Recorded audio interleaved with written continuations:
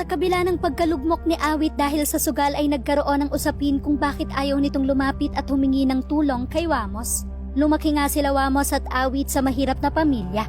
Kaya naman habang sila nga ay nagkakaisip, namulat na sila na dapat ay nagtutulungan silang magkakapatid.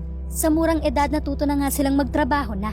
Alam naman ng solid supporters ng magkapatid na ito na pareho nilang pinasok ang mundo ng dancing. Magaling nga silang sumayaw.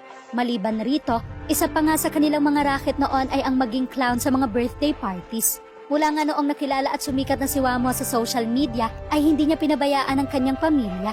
Inakay nga rin niya ang kanyang mga kapatid sa mundo ng pagiging content creator.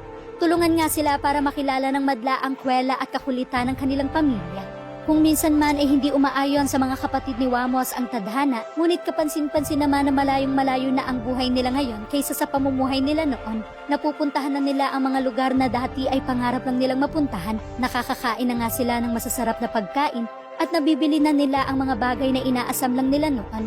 At sa pagkakataon nga na ito, isa sa mga kapatid ni Wamos ang dumaraan sa dagok ng buhay. Ito nga ay si Awit Gamer na nalulong sa sugal kaya naghihirap na ngayon. Ngunit ano nga ba ang dahilan nito bakit ayaw niyang humingi ng tulong sa kanyang kuya Wamos? Isa nga sa mga concern na kaibigan ni Awit na si Dindo Karaig ang bumisita sa kanya. Dito nga nila napag-usapan kung bakit hindi na lang humingi ng tulong si Awit kay Wamos. Ipinaliwanag nga ni Awit ang kanyang rason bakit hindi niya iyon ginagawa. Aniya, alam mo ganito yan, kung hihingi ako ng tulong sa kuya ko, bibigyan ako ng tulong nun. Bakit hindi ako humihingi ng tulong sa kuya ko kahit bibigyan ako? May paa, may kamay, may pamilya ako. Yan mga anak ko. Hindi ko ba kayang kumilos para sa pamilya ko? Iaasa ko pa ba sa kuya ko? Ngayon daw ay lumalaban ng patas si Awit para sa mahal niyang pamilya. Ang tanging nakikita niya munang paraan ngayon ay ang pagtitinda ng kanyang mga jacket para kahit papano ay may mga pangkain sila sa araw-araw. Kung mapapansin nga ay ibang-iba na ang aura ngayon ni Awit Gamer. Kung dati ay napaka-hyper nito, ngayon ay malamya at makikitang malaki na ang ipinayat nito. Kitang-kita nga ang stress ni Awit dahil sa pinagdadaanan niyang problema ngayon. Komento nga ng madla. Walang mangyayari talaga pag sugal ang inatupag.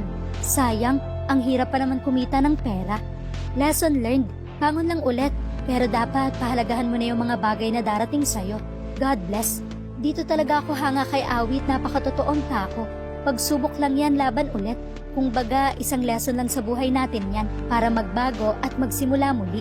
Basta ang importante, hindi ka iniwanan ng pamilya mo. Tsaka kinalabit ka lang ni Lord kasi baka nakakalimutan mo na siya.